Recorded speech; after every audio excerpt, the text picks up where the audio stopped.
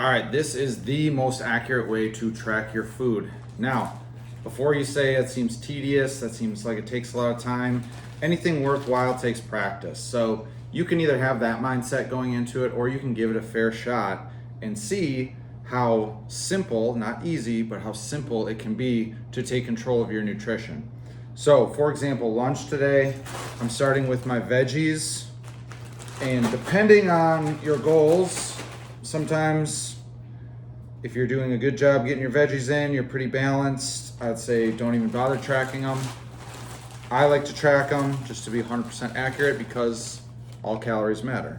So I start with my veggies and I kind of work backwards because you can't get enough veggies. Okay, so this is 175 grams of these frozen veggies. So I'm gonna take my MyFitnessPal or whatever tracking software you're using, and I can use this handy barcode scanner. Scan this barcode and change the serving size to 1 gram and then log it as 175 grams. So that's 62 calories, 12 grams of carbs, 4 grams of protein. So it adds up, it makes a difference. Now I'm gonna cook these and continue on here adding in stuff.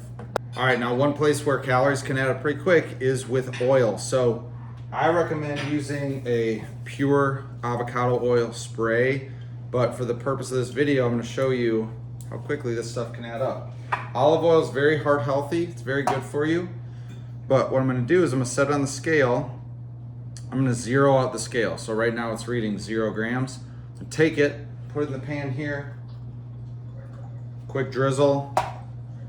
So that is 8 grams of oil.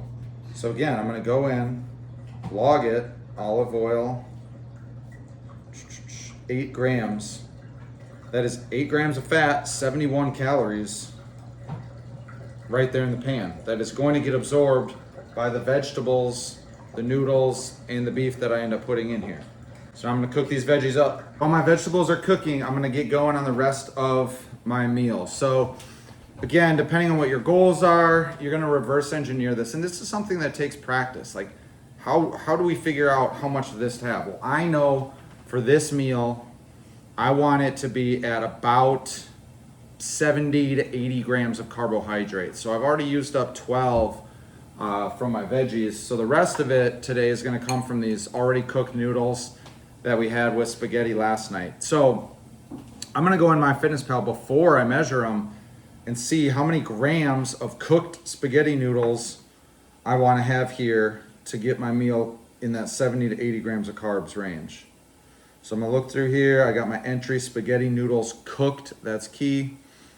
And it turns out that 200 grams is what I'm shooting for. So again, I've zeroed out the scale here with the bowl.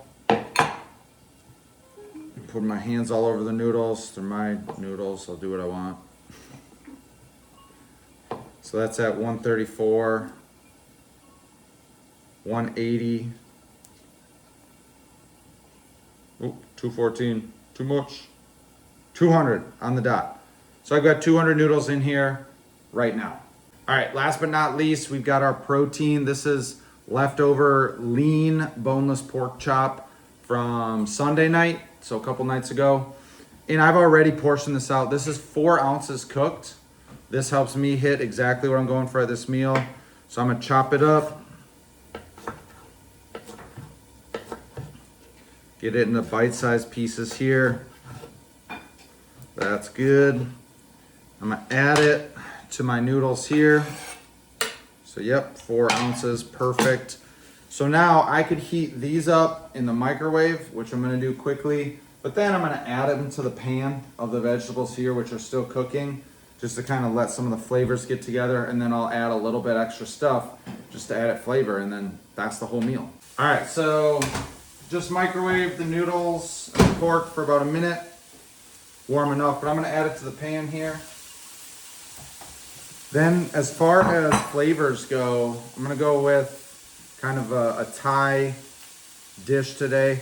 So we've got soy sauce, less sodium. Now this is 10 calories per tablespoon. I'm not even gonna add a tablespoon, so you could track it, but I'm just gonna give a little splash in the pan here. Then we're going to add probably one of my favorite condiments, G-Hughes sugar-free sweet chili sauce. This is 5 calories per 2 tablespoons. Again, I'm not even gonna add that much, so no, I'm not gonna track it.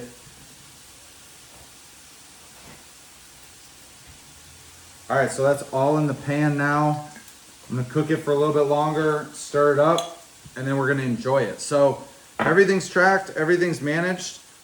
This video, after edits, total time took me 9 minutes. So without going through all the explanations and all that, you could probably whip this up in 5 to 6 minutes, logging it in the moment. Look, it's not a ton of time to commit, and it's totally worth it. So that's kind of how you track everything as accurately as possible to the gram.